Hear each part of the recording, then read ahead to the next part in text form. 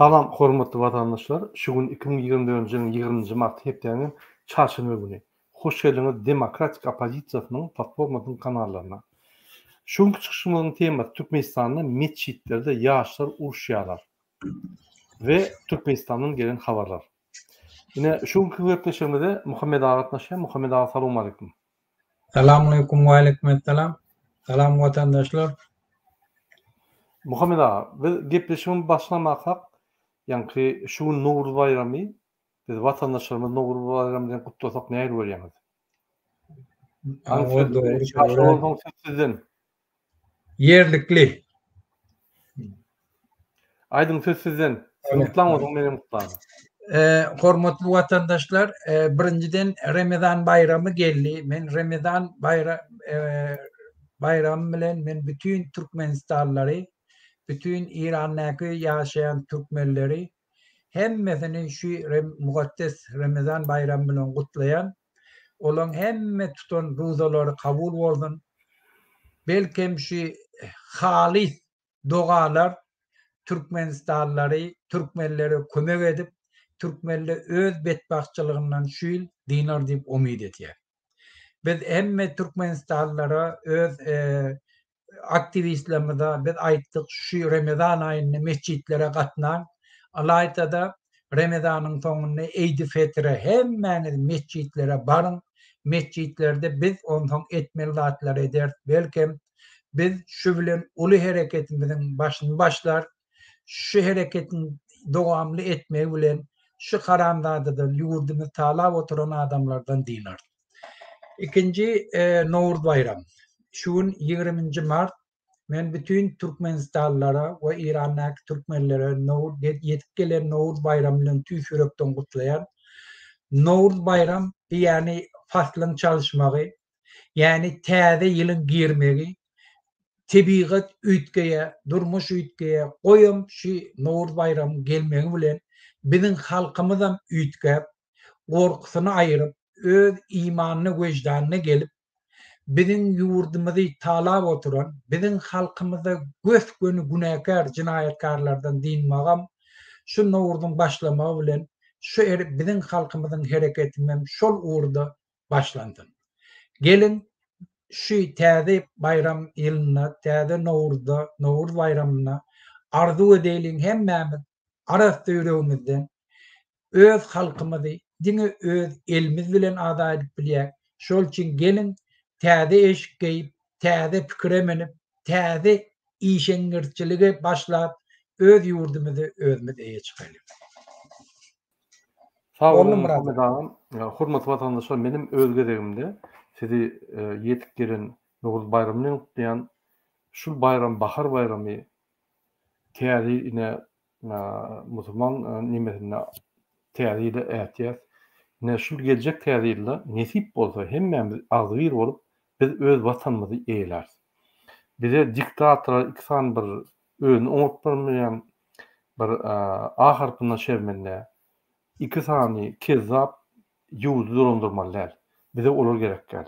Gurbanulyň wagty geldi, Gurbanuly gitmeli. Türkmenistan azat bolmaly. Türkmenistanyň halky azat bolmaly. Şoň üçin Nowruz bayram bize köp ışıklar berýär. Ine gelin hemmämiz birleşip şul özgöçlükleri edelim we täze öňe giden ösýän Türkmenistanda ýaşaýyn. Hormatly vatandaşlar, Nowruz bayramy kutly bolsun. Hemme edýän dileleriniz kabul bolsun. Arzularyňyz kabul bolsun. Allah üçin. Hormatly vatandaşlar, biz öz çykyşymyzy dowam edelim. Ine Muhammed Ağa, menim bir kiçik videolar görkezýän, onsoň biz şoň ýanky gepleşigini eder, şu videoň gepleşigini. Ine birinji bilen Türkmenistandaky ýollaryň ýagdaýyny men görkezýän. Ýene bize videolar gelip başlady Türkmenistanyň ýollary boýunça. Gelin şoňa seyredelim. Ben bir minut men şonu ekrana çykaýyn.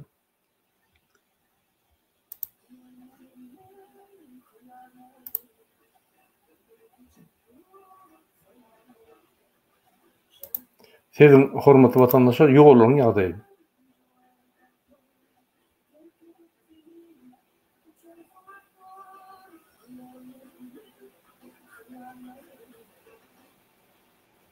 Ine şu Türkmenistan'daki yolun ýagdaýy Muhammed ağa.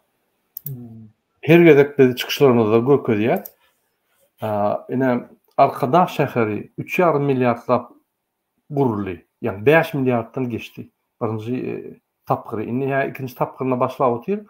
Türkmenistanda pul ýok. Oňa garamazdan häzir özüne meçhit bilen ýanky şol özüne mavzaley gurýar we meçhidini gurýar. 450 milyon dolar bolýar. Ne şu hatlar näme gerek? Birinji bilen bizim ýolumuz gerek. Birinji bilen Türkmenistana ýollar gerek. We günne bizim halkymyz günne şu ýollar bilen çakmışýar. Günne şu ýollarda ýanky weran bolýar.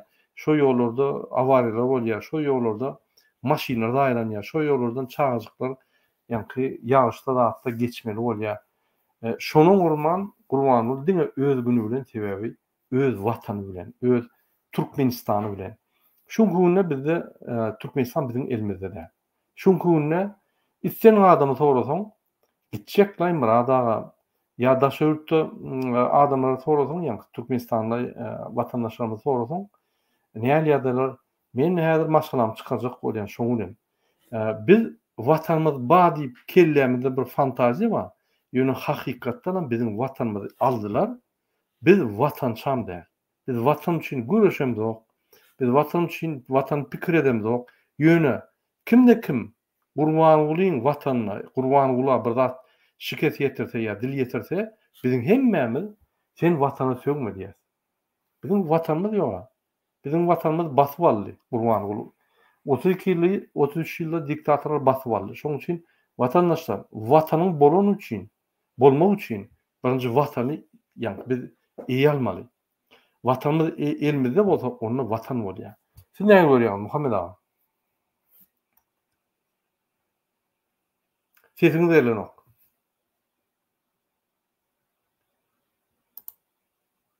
Sesiňizi açyň. Sesiňiz gelenok. Murada diýen aýtýaryň dogry. Eger bir zatyň eýesi boljak bolsaň, şu eýe çykmaly şoňa. Eýe çykjak bolsaň, sen şu zat tenkligini ananmaly, şol üçin göreşmeli. Şol üçin talaş etmeli. Şol üçin sen şoňa maýa goýmaly. Bizim halkymyz hiç zaten edene. Şol üçin bir haramzada geldi de hemme halky köse otýar. Bir proses, biz hökmenem halkymyz inni oýlanýyp başladylar. Inni göz ýetirdiler. Şu ýurtda bir haramzada tohum gelip bütün ýurdu eýelep, bütün ýurduň baýlygyny alyp, binalary gurup, şu binalardan pul özüne ýygnap, özüni saklamak üçin daşar ýurtda bir topar haramzadalara berýär. Putin ýana haramzadalara berýär. Ol diňe bizim düşmanymyz. Halkymyz hem indi şoňa göz ýetirdiler. Şular üçin bizim halkymyz Türkiýede kul bolup berildi. Olgun bir gyýjak türkmen aýal maşgala bir türkü durmuşa çykan bir video goýupdyr. Indi oň öz durmuşy gowy ozan öz Türkmenistanlary kömek etjek diýip Türkmenistandan bir aýaly getiripdir. Ol aýalyň çağalar zatlar aňyrdy. 8 Mart'ta ağlaya pakir, ağlaya. O hiç kutlayan yok. Çağalar aňyrda, maşgalasy yok.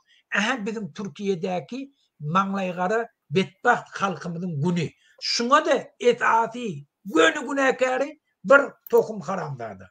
Bular näme üçin? Bizim halkymyz diňe oýlanşarak, şu ýurt biziňki, biziň eje kakalamyz, biziň ata-babalarymyz şol üçin kan nöküpdirler. Göreşipdirler.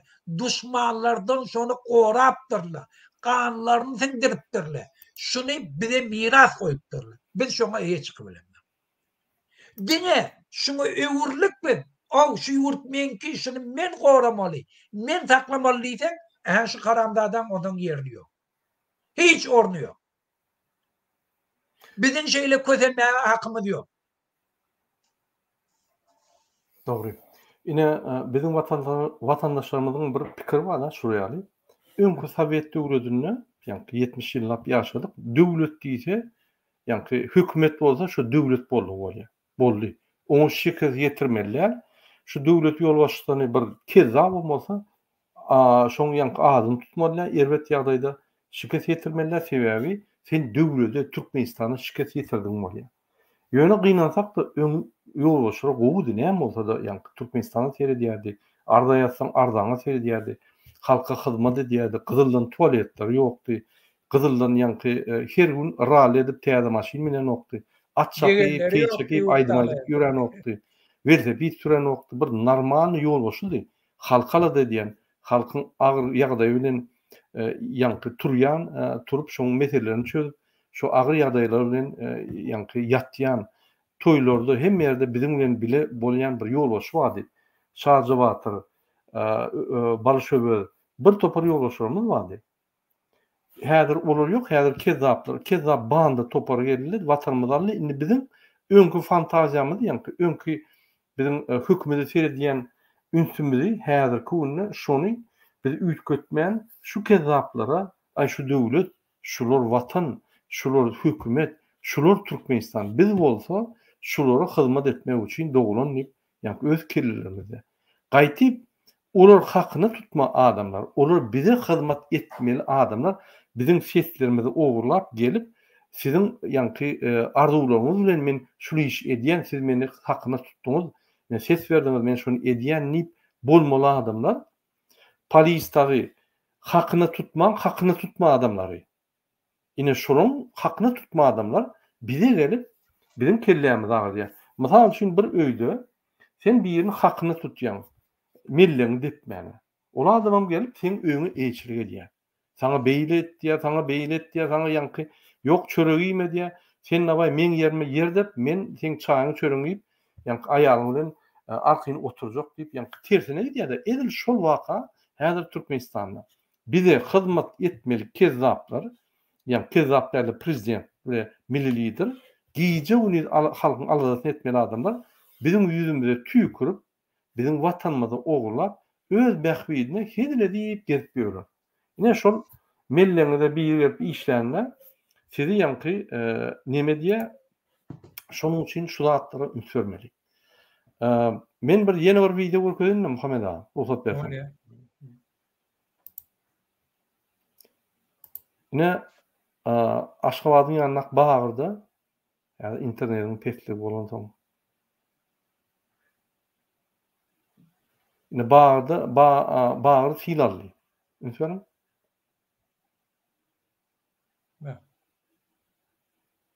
Ine şu zatlar 20 ýyl bolýar. Şuň öňüne bolýar. Ýanky atwadýaş kanallar gurup bolýar, dambalar gurup bolýar, aýgar öňüne bolýar da. Ine Aşgabatyň bagyr tarapyndan Aşgabat şäheri ünsürmeli. Ýollary, köçeleri, halky näme kösenýär. Onuň bagty işlemendir. Şol olary kovup şol ýerde ýanky arkadaş şäheri gurulmandyr. Bolmasa şol ýerleri gözel bolup durardy. Ene onuň bagtyna ýanky şu ýaly nemeler bolup geçipdir. Ne Muhammed ağa arkadaş şäherini gurup bütün dünýä özüne reklama edip ýören bir kezzap 5,5 milyar dolary bizden soraman öz şäherini özü karar çykyp, özü gurup oglukysy pullary oglap büdjetden şu pullary şu ýollary, köçeleri, zeýkeşleri, howuzlary, ýanky kanallary, demir ýollary, aeroportlar ýeňeltmek, aeroportlar her şäherde bolmak ýanky her etrapda ýürütürleşdirilen merkezler, metbuat çaýlar, konsert çaýlar, ýanky poliklinikalar, zatlar gurman, hemme pullary büdjetden oglap hiç kimden sorman. Büdjetde şol rashodam ýok. Ýöne bir gün kelletine ýanky taýak degen ýer gelip bar pullary oglakdy diýe. Sebäp ol onuň watany. Türkmenistan çünkü bizim watanymyz däl, Gurban Gulyň watany. Sebäp biz şoňa ýol berýär. Biz öz watanymyzda watan ipseredim ýok. Fantaziýamyzda bar ýöne hiç bir hereket ýok. Gaty dogry belläkleşdi. Elinde watan bolmasa sen şoň iýesi bolan. Bizim elimizde watan ýok. Biz şoň iýesi däl. Ne şoýal ýagdaý Muhammed ağa? Goşaklarymyz bolsa goşup bersiňiz. Yo, burada hemmesini aýtdyň, diňe şol gurulşyk gurýany iki nemesini göze önüp diýär. Birinji dene şu pul ogurlamak üçin. Diňe pul ogurlamak üçin. Şondan Evet. 1 milyardlık meselen jaý wurdum diýse, şoň 700 milyonyny alýar. Şonu alyp özüni taklamak üçin Putin'e ýene şoňa meňdeşlere berir. Galanynam jaý wurdum diýip ekranyna onu muny anlamak üçin ösdürýän, ýurt demet diýen falan niftat diýär. Bir towar adamam iş bilen guýmaýan diýip ähleke başga hiç ýerde iş ýok, zat ýok, şo bilen iş guýmaýan. Oň alyp barýan siýasat şu.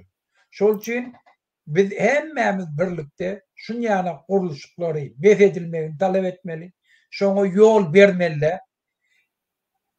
İýde galan obalar bar, ýollar bar başga ýerde. Şo infrastrukturany düzeltmek üçin, okuw mekteplerini gurmak üçin, ýollar bejermek üçin, balnisalary düzeltmek üçin, başga türli sadiklary gurmak üçin şoňa sarf edilmeli. Zawod, fabrik gurmaly, adamlara iş orunlary döretmeli. Şol üçin bir başga zatlara sarf edilmeli. Dogry. Dene ogurlyk etmek üçin, başga iş zatdy. Niyeti hiç absolutno doğruluk yok. Dogry ýa Muhammed abi, ýene men bir kiçik videony görýän, şu Türkmenistanda ýaşlaryň ýagdaýy, ýaşlar öldü çykdy şu videony. Seyret geçeri, ýaşlar näýeli ýagdaýda Türkmenistanda?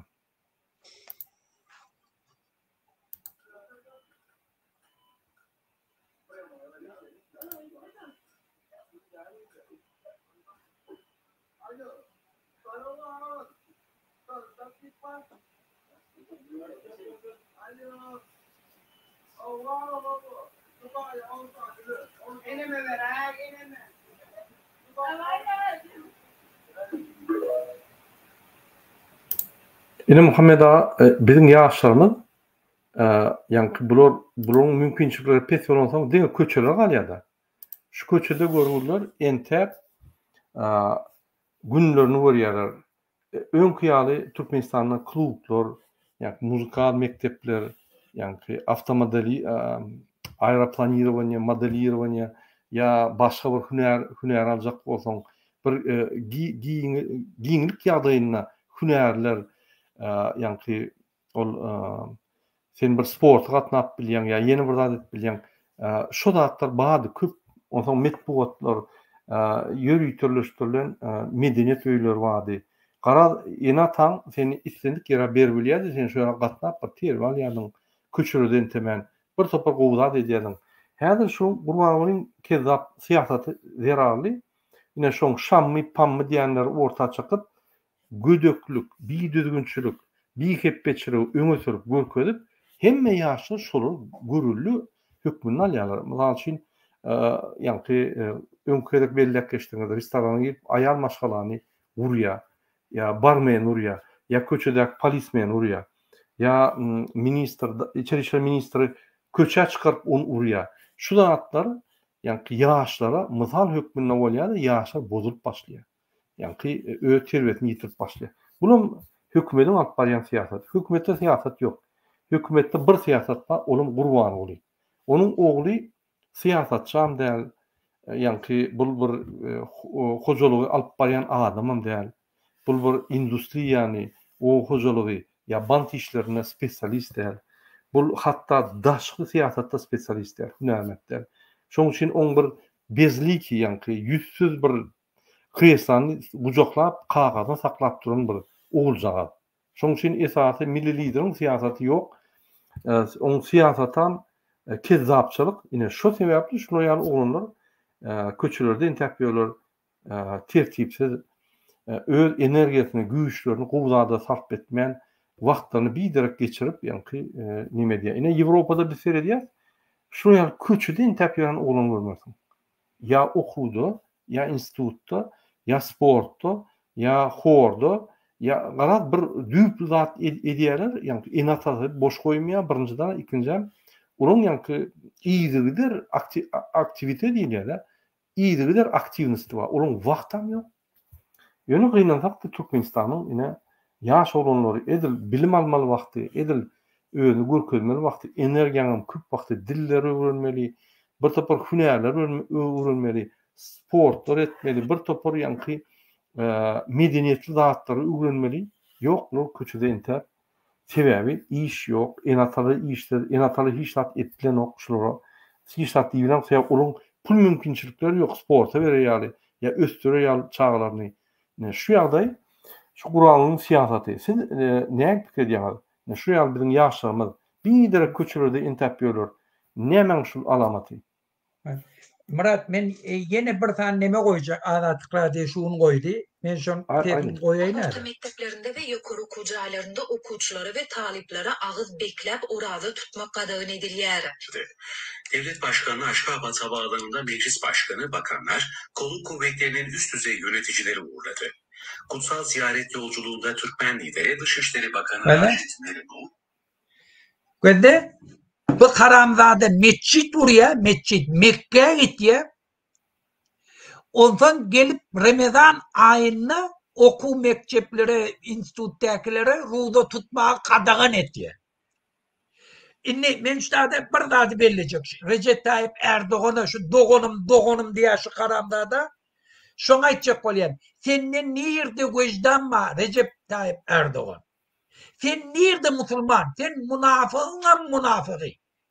Sen gelip şun yana Karamzade için bizim aktivistlerimizi tutup Türkiye'den uğratıyor. Sen bizim halkımıza Türkiye'de azar veriyor. Sen ki şunu gözün bile görüp oturuyor. Şu Karamzade dini nehirli Türkmenleri tağlamak için ayrılanıyor. Sen sesini çıkaramam. Nitolka sesini çıkarmak bilen kanaatdaňa. Yine şoňa kömek etýär. Televizorda, ekranda bütün dünýäň öňünde de şu haramzada binamız dinsiz, imansız adama da sen doğunum diýip aýtýar. Bir barda. Indi Murat ýanky gurdy. Bende Murat bir zakonomerna da. Haçanam ýurdyň içindäki ýokarda ýurt dolandyryp oturan döwlet ulamalar, şahsiyetler puşluğa barsa, aytýanda manasız bolsa, düýüpsiz, esassız bolsa, olu imansız bolsa, vicdansız bolsalar, ondan çağala anarxist bolýar. Çağala görüp otyr. Hemme zady gözleri bilen görüp otyr. Ola kanuni yol bilen hiçler edip bilen akla, içindeki kaharlarını döküp bilen akla, o zaman yankı görünüşün ne çıkıyor? Toğuyan, ıkışaş, birbirini vurmak, uruşmak, oğurluk etmek, Ramazan ayı mescitle verip mescidin içinde koğuş oğurlamak, hemme zat. Neme haramdatsızcılık gerek bolsa, şolu ondan etdiye. Şu ehleki şu haramdadalar terbileyen adamları yaşları. Inni bulmalısın hemen. Gel Kanada gel. Anan varsam. Murat. Ştada. Birinciden ne çağın sen yaşını me yetmese sen yeki on gövermegen bolan. Her bir mektebin kaptalına dürlü kurujoklu var. Çastını hemme yerde dapalını tılını sapak bir yerli var. Sen eger çağanı okutmağa berdin, men öz kıyımda adım nime matematika, Fransızda da beriyor. Pulun töleyen, sen şonu öz nalok taks töleyen, şondan kim kalıyor? Hemme yerde, ve de sportivlik kompleks her yeri var ba, hem tölegli var, hem devletin kuralları var. Sen abone olayan, ve de bir kompleksle, her uçastakta var, doğulu şolu. Özüm en kovkaçsı var, şu Karamzada var, şeyden kişik bolýar, ştangaları, kaldıran kişik bolýar. Şondan kovuy, hemmeti. Ve şolun içinde şu konu, biblioteka var. Bibliotekanın içinde, ve dürlü uğrunda trainerle var. Trainerle bilýär mi? Çağalara tapak berýärler. Çağalara yaz. O zaman şu taada yazıcılı gelip şola bilen duşýarlar. Neme teknoloji ösen bolsa, mesela 3D printer programı koyarlar falan, bir gelip 3D printerin nemeliğini öğretýär diye. O zaman herkim barýar şonda panyatı alýar şonda nemeli. Gelip görkezýärler şon. Ve de kaptalına inni, kitapkadan kaptalına. Sportivli kompleks var. Baseyni var. Ve de baseyni, olu baseyni. Soğuk neme, sauna var. Ondan sonra kafeterya var, öz pulun bulungan etiyor. Ondan sonra kaptalına nemele var, ping pong oynayan da atla, futbol oynayan, iski oynayan, iski, neme kışta, kaptalına vuruyan, hemme yerde var. O zaman çağala akıllı mı oluyor? Çağala öfyerim, общество problemi de dürütmüyor. Ştada yeki tek problemi ne mi? Narkotik. Ba şöyle hem yerde ba. Çağalar ece kaka kovteretti, hiç tat buluna. O da bol yandan şu ece kakasının gözünün içinde de at buldu, şöyle atlı olur. O karşısında da görüşüyor. İnni. Şulan tağlığına teredişini. Diyişleri kıyışık çıkandır ha çağalar. Bırak kıyışık oluyor. Utanmar yana. Şuna devlet pulunu veriyor. Bari yalla şunu koyuyorlar burası. Koyduruyor. Hemmeti. Yörüyte programı koydu. Şolan sağlığına hemme şartları var. Hem devletin pulu şolatları gidiyor. Şu çağalan tağdın ötmeğine gidiyor. Bu kalan dağdılar. Bizim pulumuzu oğurlap, genellerini, bizim halkımızı göğreli ayarları vurdurmağına darp ediyor. Bizim halkımızı vurdurmak için polisiyaları eden ettiliğine yol verip bar halk tanıma şuna sarp ediyor. Şunun için yer bilen göm tefavut var. O zaman çağalan Türkmenistan'la. Şun yana uğra gitmeyi o tebiğidir. O zaman ahlaklıdan mı oluyor, maraltıdan mı oluyor, yağıyan mı oluyor, dikiyen, ne mi diysen aha şolun içinde bu. Doğru. Muhammed ağa, yine şöyle bizim bir vatandaşımız ya ben şu mesaj koyayım, unutmayın. Bağışlan sizdin üstüne düşmekten başka da bilen yok. Çınlanam yurdu batkadan alıp çıkacak bolsanız onunla kitaptan mesele getirip halka bilim, ilim yetirseniz onunla gepleşsen başkaça diye de. Yine şuna ne cevap verecek? Ya ben cevap vereyim mi? Bu men bereyim gözde kitapta okumakla ol hemişe gerek. Ben yöne bizde kitap okuyan Sovet dövrünün içinde Sovet dövrüne Sovet halkından köp okuyan kitap yoktu. Şolu köp okuyordu. Yöne şoları yetmeyen de at nemedi. Gayrat. Sistemi korku diye bilyen de adına tersine ayrılanıyor. Diktatörün beğendine ayrılanıyor. Şu an Berdi Muhammed'in kitabını yazıp verenle bütün ömrü kitap okarlar. Berdi Muhammed'in yanındaki eline yazıp verenle var okumak için tekstini yazıp verenle. Bütün ömrü kitap okan adamlar. Kitap okanın dine yeterlik bir yurdaya çıkmaklık yok. Kitap okumalı, bilmeli, şunu hayırlanmaya da gayrat gerek. Şu gayratı öğretmek için bizim etiyerle biz gerek. Biz yok diyeyim de kitap. Şunun için biz hem aktivistlerin rekomendasyonu ben uğratıyanım şu kitabı okan diye.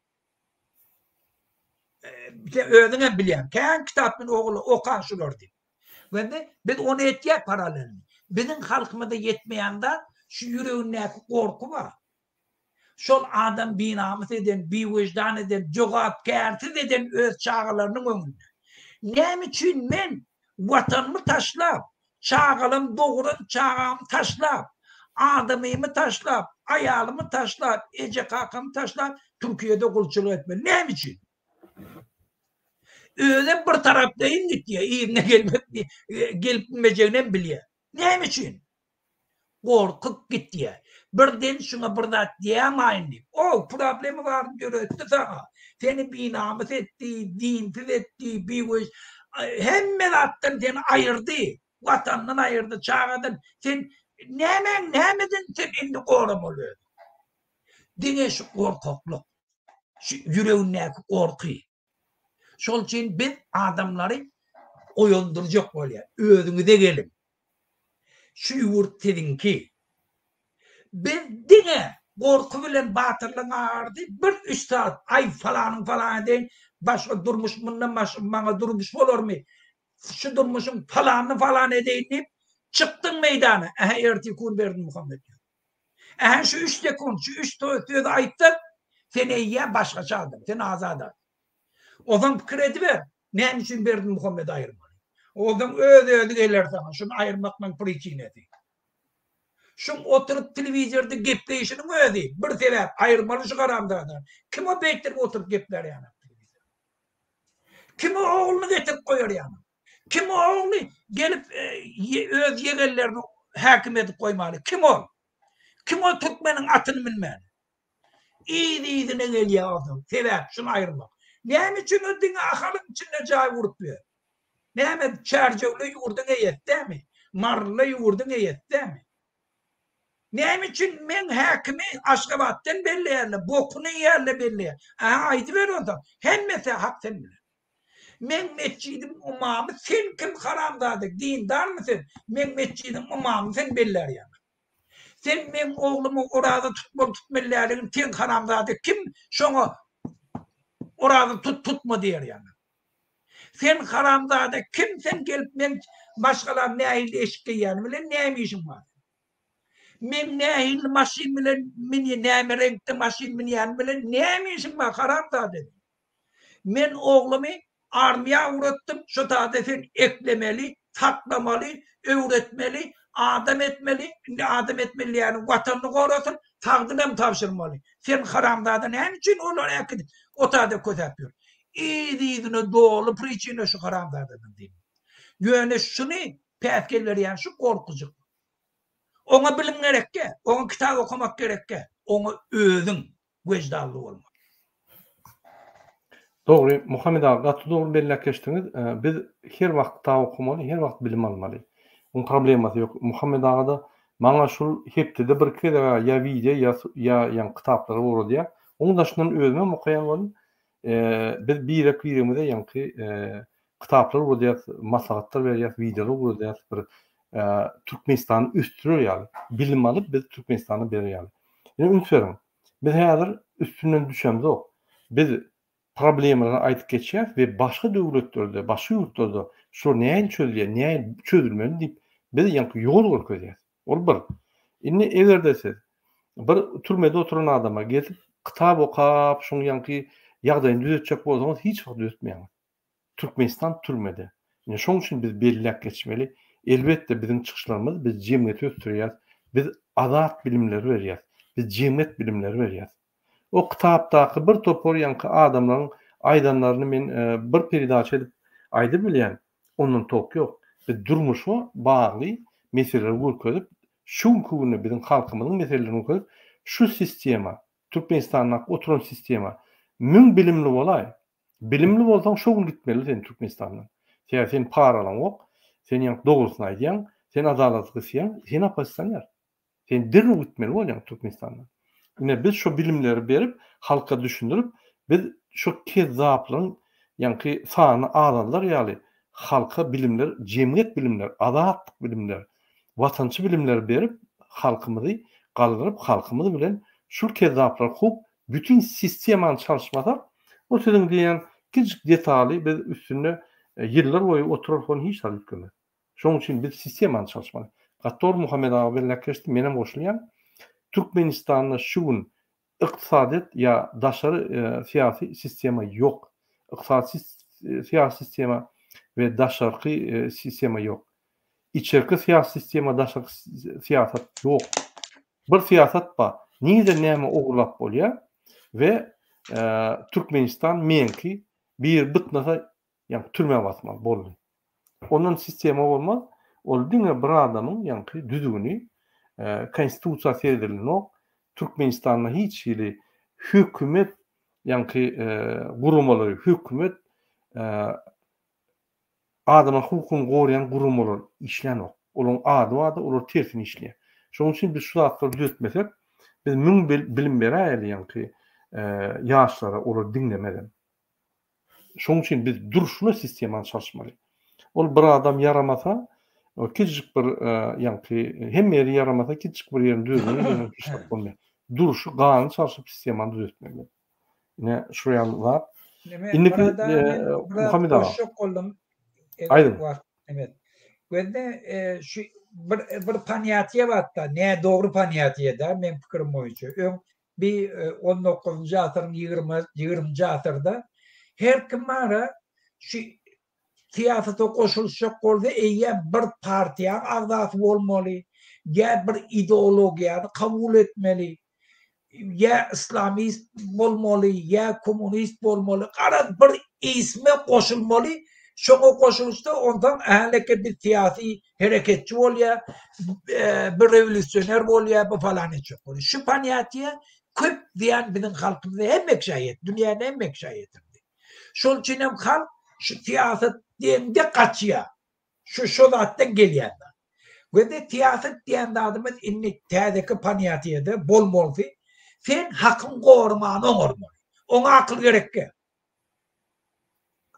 Şu an Amerikanyň öýüne girecek bol, şu gafdan polisiýa bol, kim bolady?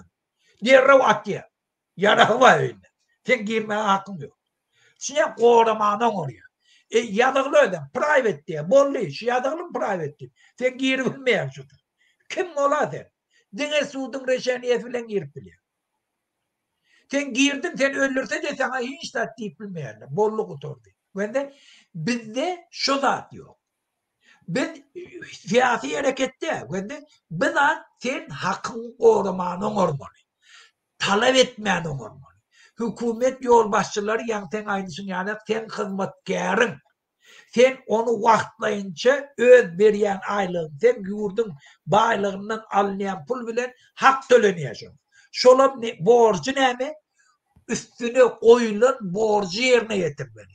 Yani polisiye bolsa kanunu korumalı, prokuror bolsa konstitusiýa usulünü düzgün bozýarlary kanun esasında derňäp iş kaldırmalı, suda tayinlamalı. Bu her kimin öz işi var. O tarzda onu oğurluk ettir mi? Ol eyyem sen vatandaşın de oğru vatanın düşmanı olur. Şol için şoňa yol vermeli. Sen mugallamlan aylığın kemmel berýärler şu atlam. Çıkın emmäňiz. Näme üçin men aylığım kemmeldiýär? Şu at hükümet işgärlerini gödöwüne getir Murat. Hükümet işgärlerini, institutları hemmesini buyruk veripdirler.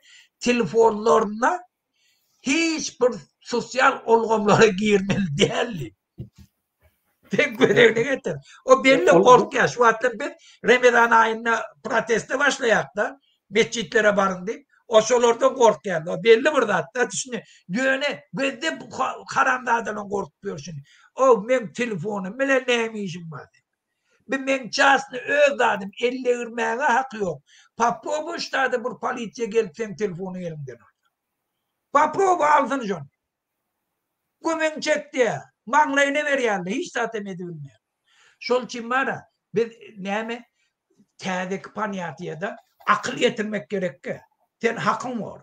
Polisiýa sen biýdügün tutdumy? Dur, näme üçin men tutýar? Näme üçin taklaýar? Kim sen? Näme üçin ölüm ştada durun sen? Durmaga hakyň ýok sen ştada. Sen bir polisiýa birini taklanyny anyk bilmeli. Şo naruşeniyet nämeligini. Ondan taklama. Bizimki barlyk üçin taklaýar. Orada aramak üçin taklaýar.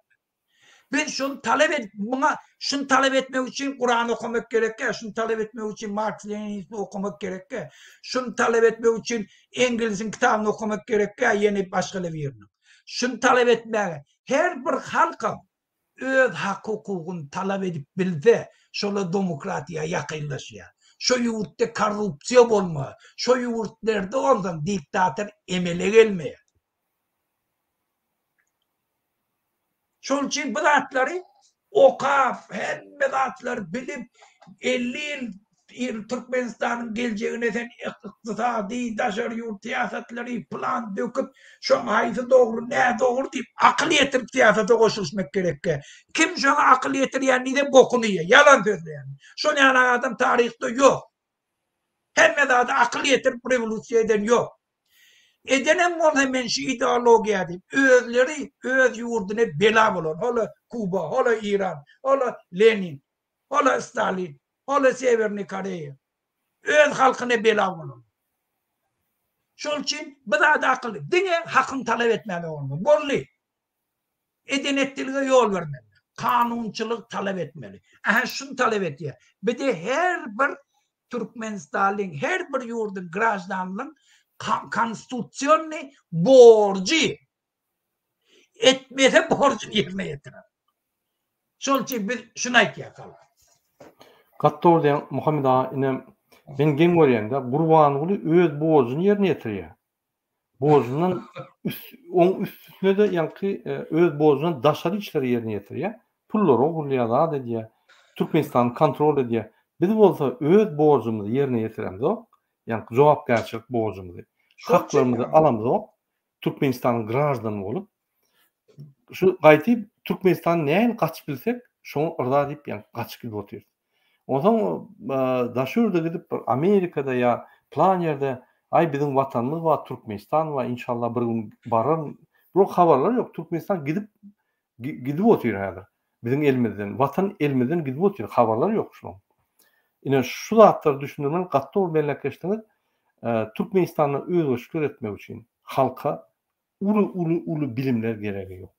Elementarny konstitusiýany galdyrýan, haklaryny seredýän, okap bilýän bolsaň, talap edýän, şoň bilen ýetirlik bolýar. Sen haklaryny talap etdiň, şo ýerde, şo momentda eýýär korrupsiýa ýatýar. Her kim şo etse, korrupsiýa Türkmenistanyň gidýär. Türkmenistanyň gaty ise bir 3% korrupsiýa galan gidýär. Bir hak talap edende gaýtyp, häzir Türkiýeden derrew öýe baryp yankı 1000 euro, 1000 dolar olsa 1300 dolar berip çal pasportunu düzüp viza alıp kaçıp gidiyorlar. Demek yankı 3 günlük ya 10 günlük ya 15 günlük geliyor da korrupsiýany östürüp ýene kaçıp gidiyor. Yine biz Türkmenler şey diýär, şoň üçin Türkmenistan düzeler, yine bir gün gowulaşar, Gurbanoğlu ahir özüne gelir. Yankı hemme zat gowular Türkmenistan öser. Asma yankı parahat asmamız bolar diýip öz-özlerini alýar. Men ine bir tendensiýa seretdim de, şu düşüne gitse, men öňüm diýädim. Egerde halka öz yankı arzularını, öz arzularyny, öz näçelerini aýtmany mümkinçilik berilmese, garajdan durýar. Hökman suratda. Eýýam ine biz täze tema geçelim Muhammed ağa. Yine bir şeyde bir koşacak lazım mı? Bir gen gatta men Çerjewli, men Daşowly, men Balkally. Men häkimi o ýokardan belli. Kim o be? Sen men meselem düşünmäge adam getirýärmi? Alat etýärmi? Ýa-da bir adam uratýan bizim ýurdumy talamak üçin. Eger şu Aşgabatda oturan Çerjew gowulýan diýene bokuny ýa onu ýanaklatýar.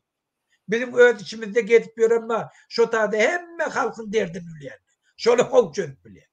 Balkanyň gamma. Bizat bilýär haçandan galan. O Hristiýanlaryň pristavitelleri var da nalogýonary.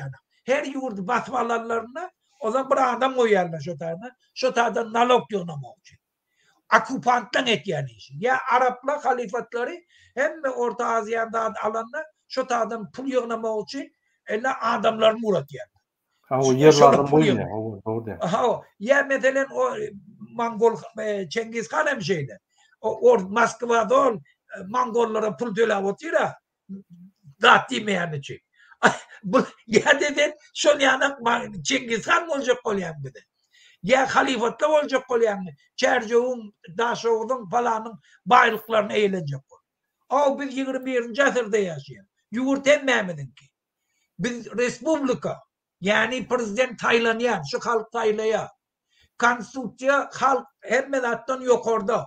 Onu her halkyň öz ýaşaýan ýerini öz saýlamaly häkimlerini. Naçalnik polisiýasyna, prokuroruna, sudiýasyna budjetlere özüm bolmaly. Şo taýdan gazanylýan, ýygnalýan budjet çö tapdymly.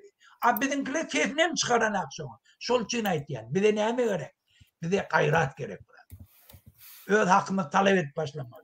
Aşgabatdan uğrattılar mara hakimin. Gümünçe. Bir jövnem durmadı.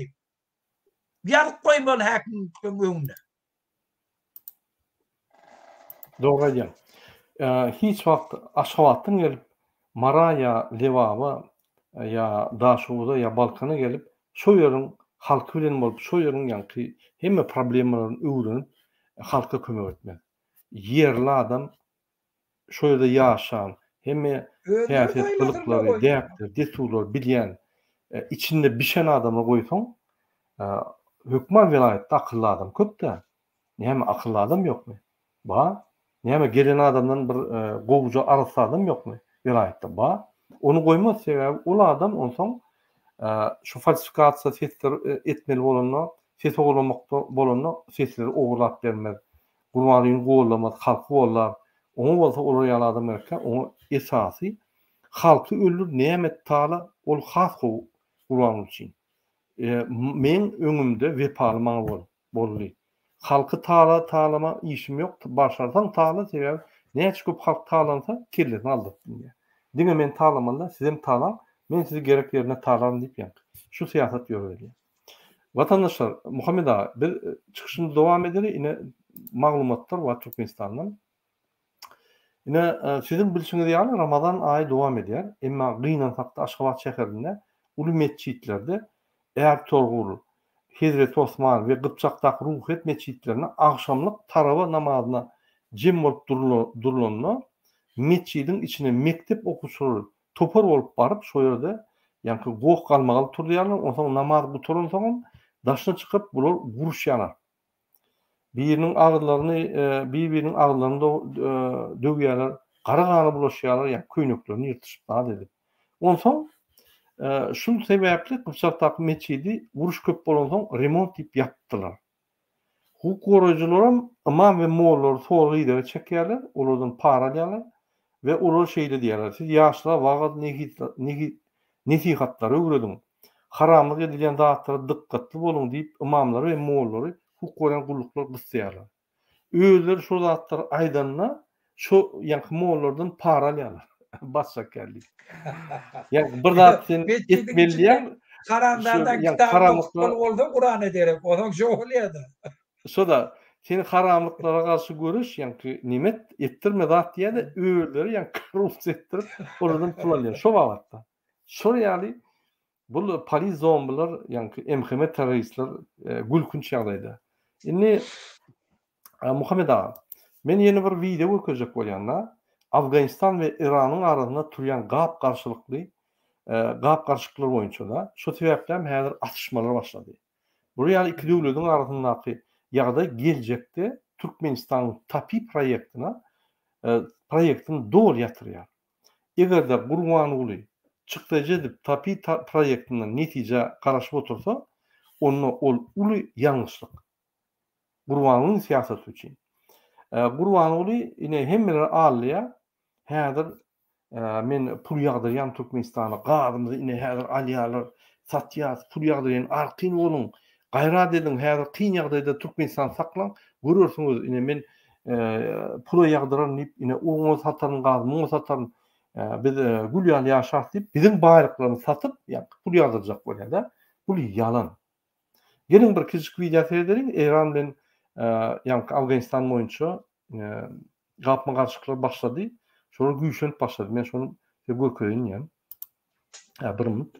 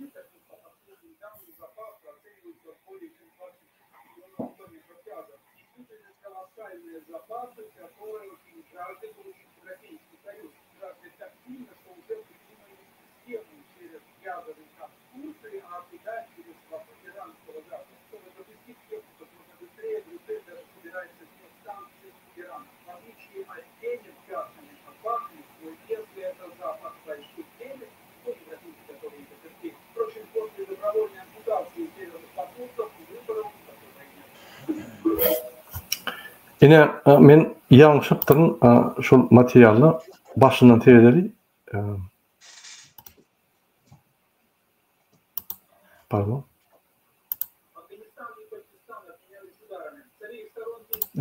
Yine şu ýerde 3 tane problemany aýdyp geçýär-de Muhammed ağa. Birinjiden näme diýär-de? Afganistan ve Pakistan arasında uly bir betbakçylyk var. Yani uly problema var. Şu problema bolup başlady, yani Pakistan'a ve Afganistan'a diýmek TAPI proyekti. Yani Türkmenistan'ın Afganistan'a, Pakistan'a, India geçirmeli gaz turbaprovodunun probleması var. Ona şonu aýdyp geçdi. İkinci problemany şunu adam aýdyp geçdi, gatdog belläp geçdi. Yani şol Gediyan kanalın Afganistan'dan Türkmenistan'a, Özbekistan'a geçen kanalın Afganistan goşmoçak deryadan goşmoçak kanallar dödüp yani hasapsız ýagdaýda bir topar suwlar çekip başlady. Ekrançylyk üçin, yani howlular üçin çekip başlady. Bu bolsa öňkü gelýän suwlaryň yani 70%-ni golay ağlayanlarını örgütüyor. 60-70%'ını olan. Demek su yetmezçiliği Türkmenistan'ı ve Özbekistan'ı boljakdy. Su meselesi bu ağır mesele. İki döwletin arasında, üç döwletin arasında. İkinci problemany kördü ve üçüncü problemany yine Türkmenistan Avropa gaz berjek. Şo ýerden yani Avropa döwletleri gaz aljak. Şoňa esaslanyp Gurbanoğlu häzir Türkmenistan'da gürläp ýör. Yine häzir men pul ýagdyrýan Avropa gaz satar, eýder diýip yani öz ýanynaky kollegalaryny yani ýoldaşlaryny alýar. Hemme ministr gaýradanyň häzir halkyň açyk saklan, produkty ýok, zat ýok, pul ýok, gyssalmaň häzir men ýagdyrýan. Ýokurdan ýagşan ýaly pul ýagar diýip şu men sözme-söz aýdýan şol sözlerni. Ne arqyn bolun açykçydan hemme zat men özüm oňarnyp ýany. Şondan şol Antalya forumuna bakýan diýip şo ýerde gaz meselesini gürleşip gaýtdy. Ol yani kytyrylajak bolýar-da. Yani gazy göndürgön Ýewropa satman Erdogana satyp, Erdoganam yani Ýewropa gazlar Azerbaýjan gazyny yani bulap Azerbaýjan gazy bilen Türkmen gazyny satyp öz giderini özüne alıp Türkmenistan'a da yani pul verecek bolýar. Yine şu meselede şu meselelerin tehdit geçirmenin birinci bilen bir tapiyine seyredelim. Tapiy meselesine. Siz neydi seyrediyemez? Yani şu Pakistan bilen Afganistan'ın arasındaki gapmaçlıklar tapiy yani gazoprovoduna, gaz yani turbolarına pähkelçik berer mi? Tapiy proyektini pähkelçik berer mi ya tapiy projekti muňa garamadan geçer mi? Gönde Murat, men 3 ýyl bäri aýdyp gelýän. Tapiy programmady ol hiç bolmaýar. Olmayan näme üçin? Näçe sebäbi bar? Birinji bu haramdadan durnukturlygy. O Türkmenistan hemme kişi bilýär. O geljegi ýok. O islendik wagt Türkmenistan bulaşmagy mümkin. Şol üçin milliardlap kampaniýalar turba geçirmek üçin pul goýmaýar. Yine bir sebäbi kampaniýalar döwletli pul goýmaýar Awganistanyň durnuksyz ýagdaýy. Ne öňkü döwürne Tebe Talibanlı o tayin göçürýär durnuksuzdy. Ne Taliban ki indi gelip bole hiç wagt o taýyny düzelip bilmeýär. Ve Talibanlı özleri birbirine uruşup ber. Üçüncüden indi Özbek Awganlyň içinden bir güýçli toporla dörediler. Öňkü generallar zatly Amerikada ýa uly kongres geçirdiler. General dostum hemmesi gatnaşyp oturýarlar. Häzir uly uruşan başladylar. İçinde o Daişli de döredi. Şol üçin Talibanly hiç wagt Özbekistan Awganistan dolandyryp bilmeýärler. O taýda howpsuzlyk üçin edip bilmeýärler. Şol üçin o kelleň agyrdy oturýar. Ýöne Talibanlara pul gerek. Bu haramzadanyň korkaklygyny bilýärler. Şol üçin muňa gowur söz berip pullar alýarlar diýer. Bolly. Diňe pullar alýar. Şol üçin o taýdan zat geçerdi pikretme. Ondan soň üçüncü de İran hiç wagt ruhsat bermeýär. Dürli ýollar bilen İran päskelçilik döreder. Şu turbanı geçirtmeye şu tane. Devev İran öz gazını tatbilmem. Üçüncüden, beşinciden Pakistan bilen Talibanla eyyem uruşup otirleyin. Dün haber geldi, dün haber vardı informasyon nemelerde. Deme samolyotla bilen Afganistan'a çocuktur deyip nemele Pakistan. Hiç vakti konuşmayanlar. Öz aralarına dava. Şol için Afganistan'ın üstü bilen turba geçirerini ise ol biderek görürüm, ol hiç, o bolmayanlar. Yönetine bir tofor araçla haramzadan Allah Talibanlı pul aldı. Bolli. Dige Türkmenistan'ın pulu gitti şu taraf. Boş gitti öyle. Ona hiç kim pulum koymaya Türkmenistan'ın öz pulum yok. Pul koyup şu taraf turba başlasalar da yendine. Şimdi su meselesi. Su meselesi öğren vacip mesele. Sebebi Talibanlı ne Özbekistan'ı askeriyerli ne Türkmenistan'ı. Şunun için İslamlık tuğunu alıyarlı. Yöne dünya normatifi boyunca her devletin şol deryalan akyan uğruna belli bir alıp bilecek normatif boyunca nemeleri var. Talibanlar şunu gözüne tutuşan. Şol için Türkmenistan'ı şu atlım eyyem 25% önkü gelen sudan ağlarlı. Bulan Türkmenistan İngilizce çekiyor. Sebebi hiç vakit bula kanalı aratstalana gelen sudan hem öz suunu alıp bilen. Özbekistan öz naktırıyor. Özbekistan kanalı hem iyiliği giderli aratstalap nasosla bilen suum ağrı aktırıp oturuyor. Türkmenistan'ın gelen nemeleri hem mesela lay basıp oturuyor. Zimli açtı tilini sarıcaylarla hiç kaydem işlerini akırattıyız. Şol için Türkmenistan en ziyan çekecek Afganistan'ın nemalyanından Türkmenistan'ın ulu problemi şu adam var. Yani polollu, zatlı, hem mesleği yazmış şu bile. İran'ın mesela Etrik deryasının mı tuğuyor? İran Allah, pembesin Allah özüne nemedi oti. Etrik uğradı şu var. Hem mekşvara Türkmenistan'ı ağlayalı de İslamlığını bilyerli. Halkın şunu tilemeyanını bilyerli. Bu haramdadan dine yurdun tağlayallığını bilyerli. Bir kanun oturallığını bilyerli. Şol için bunu ityanı oynayarlı. Bolli. Şol için bardağı da alıvotilla. Kime neyme gerek oldu Türkmenistan'dan alıyor. Şimdi Avrupa gaz geçirmek. Onu bu haramdadı kavurnadık gıdasını. O Erdoğan'ı. Erdoğan'ım kavurunu alıp gitti. Şu turbanı biz geçirtmeyek şunu. Ne İran geçirtiyor şunu. Ne Avrupa parlamentonun önünde var. Ne etmeli oldu eder. Avrupa gaz sattırtmaz şu. Başarsa satarsın. Gelip otadı bir halk tanık oturan.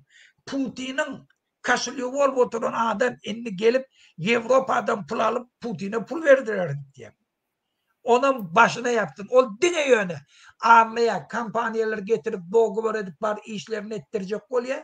Şol oradan pul alacak oluyor. Şol için ağırlaya onu edecek bunu edecekti. Mümkün ne? Avrupa Türkmenistan gaz satıp. Sağ olun Muhammed abi. Men yeni bir şol videonu terden koyayım abi. Yine bizim vatandaşımız ses olmadı diye. Но, несмотря на грозные заявления, понятно, что за рамки эпизодического и локального конфликта дело не пойдет. И все...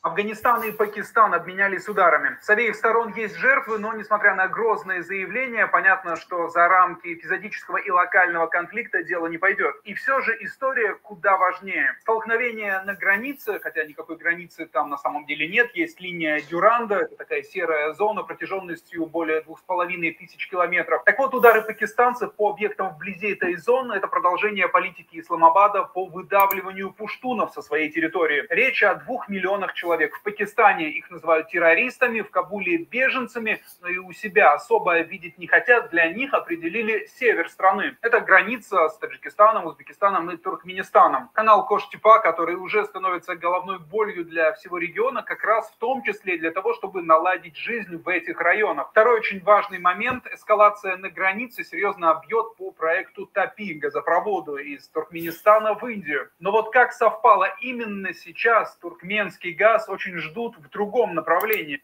Yine men häzir goşup geçen şu Muhammed Ağa'nın aydınlatlarına TAPI boyunça. Katı doğru belirtmişti Muhammed Ağa. TAPI'nin ýagdaýy gaty hukukly. Näçilen we Niyazlyň 1996 ýyldan bäri aýdyp gelýär TAPI.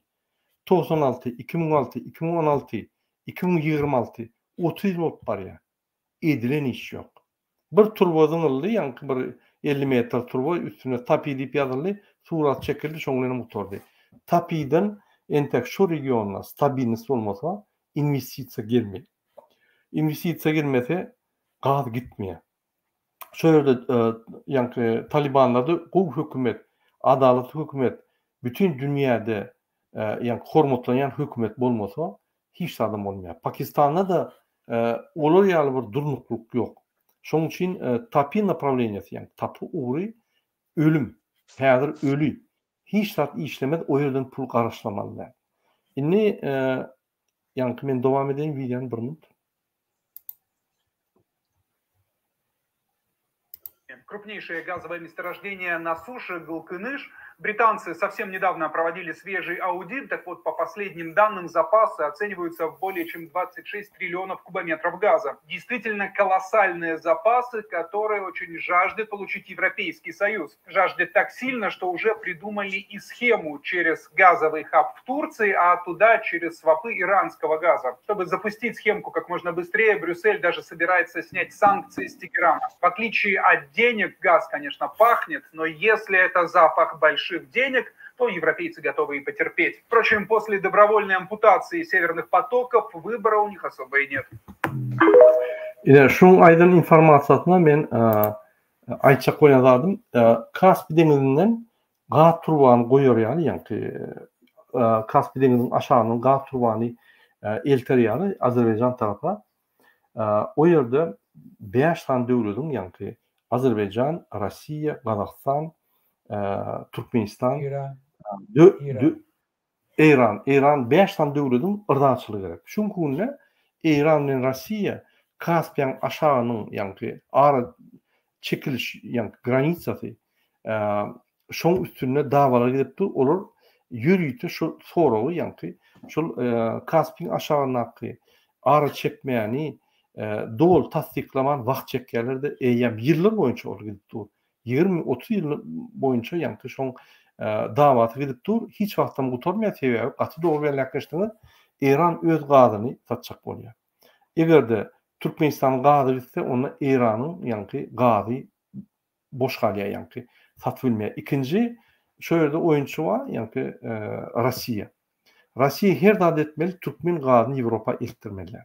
Şoň üçin turbany çekjek bolsaň, şoň ýa-ni yerin aşağı paylaşığı doğru çözmeli. O bir.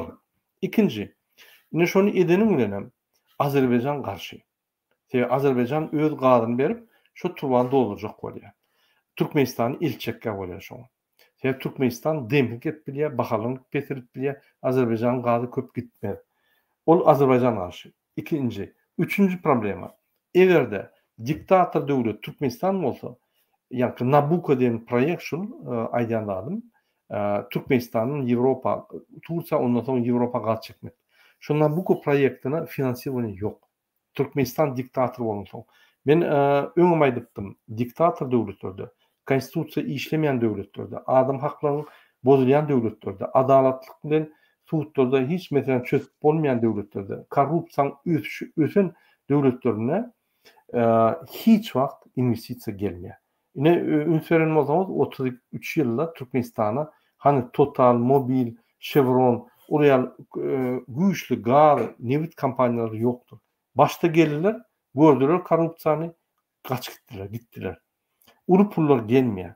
ulu döwletler hem Ýewropa döwletleri ýaly pul goýmaýar. Esasy ýurdun, esasy ýanky dünýäniň pullary 60-70% Amerika bilen Ýewropa döwletlerinde. Açgym Hytaýda.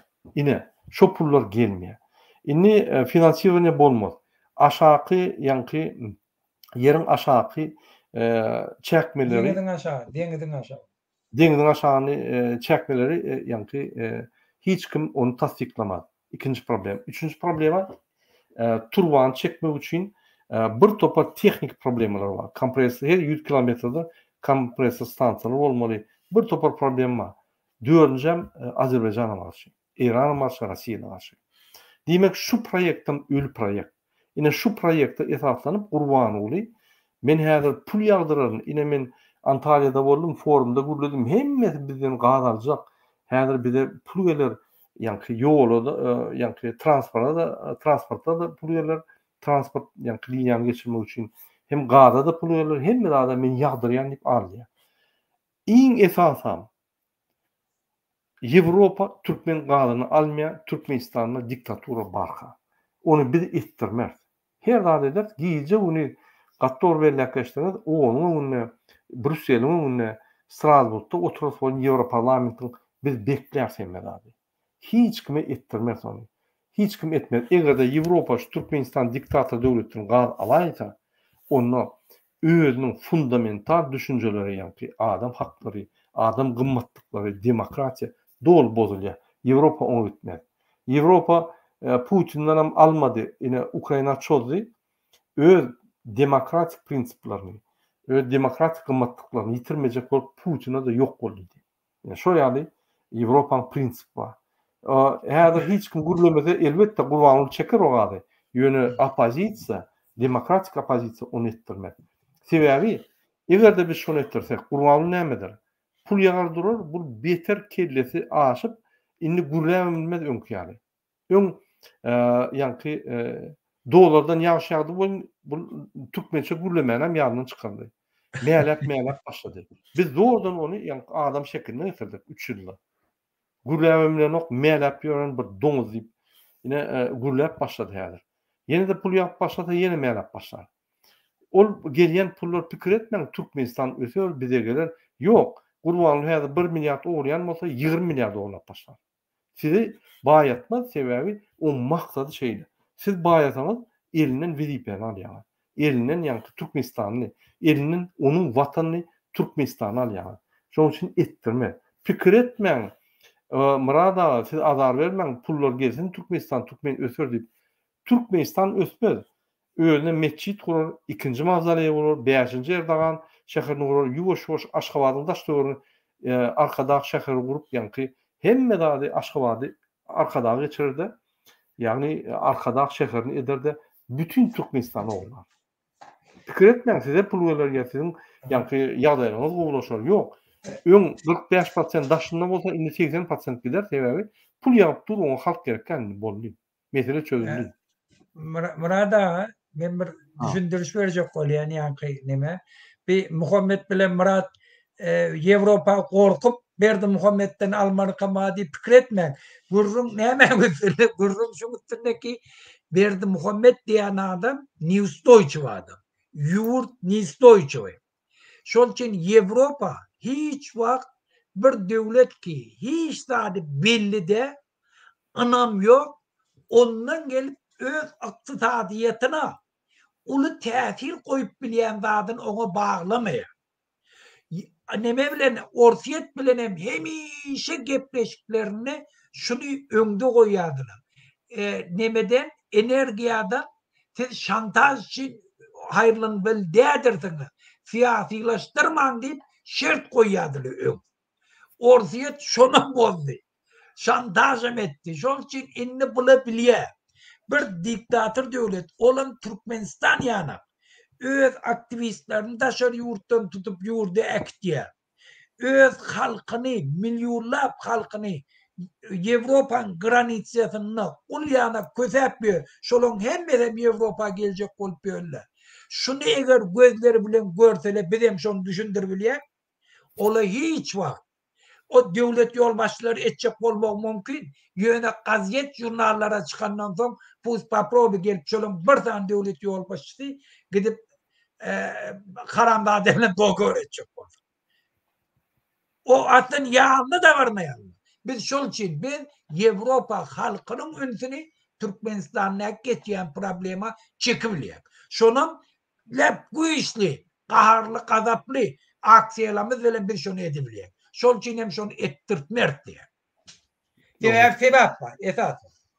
Doğru diýen. Biz egerde bütün dünýä jemgyýetiniň ünsüni çeksek, islenlik ýol başy Ýewropada öz wezipetinden gitmeli ýaly. Derle şu proýekti öldür diýe. Bolmasa wezipetinden gitmeli bolýar, maskara bol. O zaman ine aýdýalar ine orsetden gazy gelmedi. Ýewropa soğuk. Yok, Ýewropanyň bahatan başlady gadyň. Hemme skwarynalar doly, ýani rezerwler doly. Kataryň arzuwy, ömür arzuwy Ýewropa gaz bermek. Bir topar Afrika döwletleriniň Ýewropa gaz bermek arzuwlary. Bir zat ýalgyna çykarma. Ukrainada tapylan gazyň möçberi Russiýankydan hem köp. Birinji ýerde häzir. Ondan daşary men size bir zat edeyim. Ine Fransa. Fransada gazanma, neftemma, titanama, ýani alüminiumma, hemme zadanma ýöne bulur. Dünýäň rezerwlary 50 ýyllyk galy. Biz öz rezerwlarymyzy 50 jekkä biz tehnologiýalary nimedip ýani tapyp onam daşyplara satyp biz şu pullary başga ýerlerden gaz alyp öz rezerwlarymyzy saklalyp şeýdip ýani nimedip ýörler Ýewropalılar. Bolmasa bäze de newit gaz bar. Newit gaz hem ýerde bar. Gepim tümek ýeri.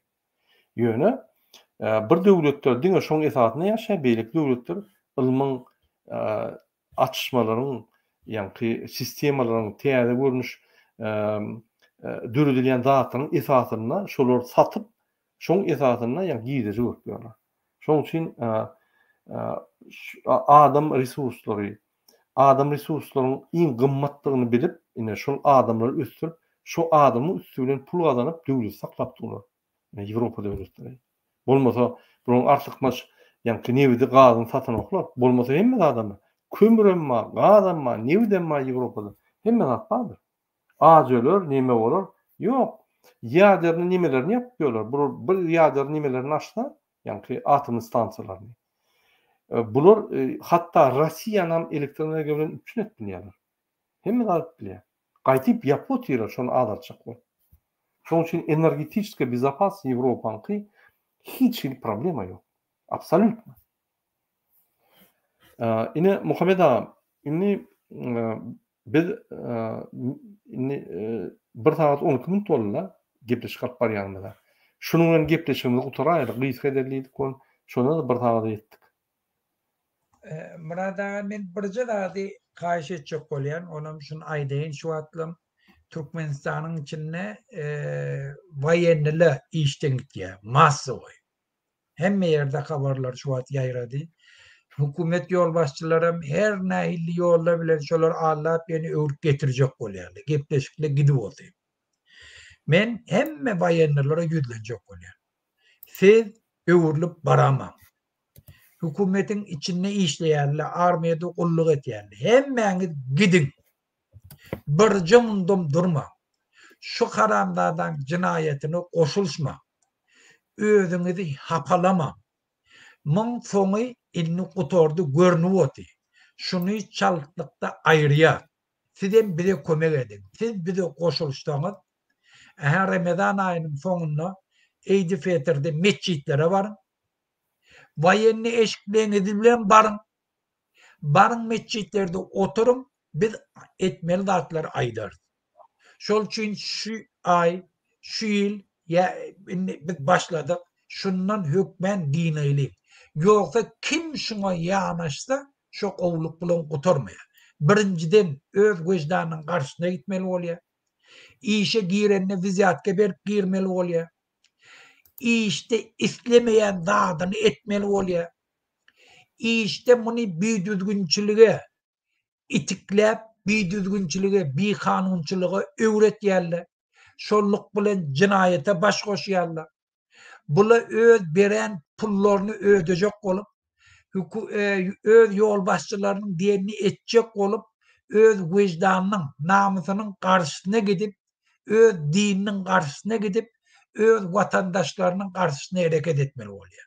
Olan yiyecek çörüklerini çağlarının ağzından almalı oluyor.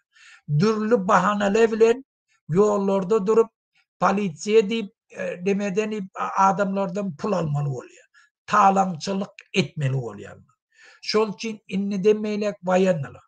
Siz armiyada men kulluk etýänni, watana hyzmat etýänni pikir etmeň, siz watanın garşyna etýäňiz. Şol üçin hem inni işiňize barma, işleýärle gitsin, hökümetin garşyna hereket edin. Bu hökümetden diýmasa, sizin hiç gaýsyňyz gowdurmuşy görmejeňizi biz hemmämiz bilýäk. Şu wagt 20 ýyllap şuň döwri 30 ýyllap Niýazowyň döwri bilen bilelikde şu tubutnamatdyr. Şol üçin kırıp çırp eden, pul alıp, öz vicdanıňyza, diniňize, namusyňyza karşı gidip, öz watandaşlaryňyzdan bir kanun ýoly bilen pul alýarlaryňyz bilen men ýaşarny pikir etme. Ol sizin damaňyzdan geçmer. Ol size baht getirmer. Ol sizi bedbaht eder. Ol sizi binamus eder. Ol sizi bivecdan eder. Ol sizi imansız eder. Bolly Murad amin.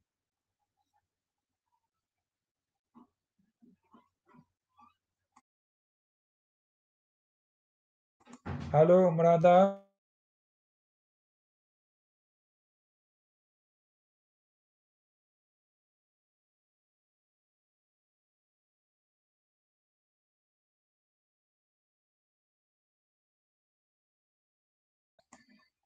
Vatandaşlar şol üçin hemme garnaşlaryňyz wayanny bar bolsa, hökümetin içindeki işleyen bolsa, hökümet polisiýasyna ýa dürli ýerlerde işleyen bolsa, şu videonu uğradyň, şolara duýduryň, inni öz ykballaryny bir haramzadalara baglamasynlar.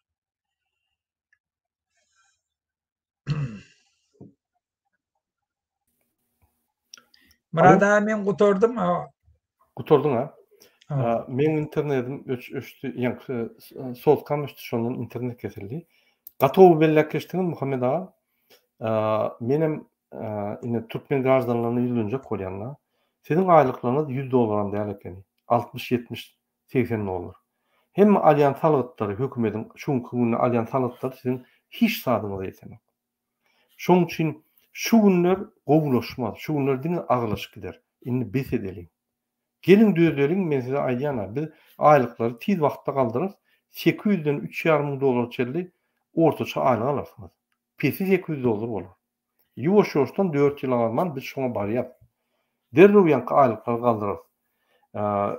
Bizim baýlyklarymyz size siňdirer. Bizim ýürütýärleşdiren programmalarymyz bar. Halky ýanky östürmek, döwleti östürmek boýunça. Şoň üçin demokratik gymmatlyklar, ýanky adam haklary, adamlaryň ýaşaýyş durmuşy birinji ýerde bolmaly. Ol diktatoryň köşkleri, atlaryň, piçikleriň, itlerin köşkleri däl, medallar däl, birinji bilen adam bolmaly.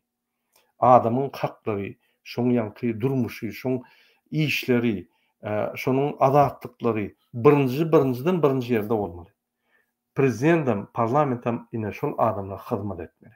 Şu ýa döwlet şuňky günü Ýewropa döwletleri, Amerika döwletleri, ösün azat döwletleri. Ýani dünýäde bir topar 114 tan döwlet bar.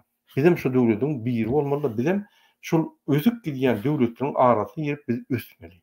Bizde alat ýok. Indi gatow dogry belläkeşdiňiz, ýani bayram namazy boýunça hormatly watandaşlar, ine biz demokratik opozisiýanyň wekilleri sizi çagyrýar. Bayram namazyna meçhide baryp üýüşüp, birek bilen gürleşip, birek durmuşuňyzy aýdyp, bir-birini gutlap, täze ýanky dogalar edip, täze arzuwlar edip, şo ýerde üýşerýär ine size aýdýar. Mollaryňyza gün aýtmaly. Meçhid Allahyň öýü.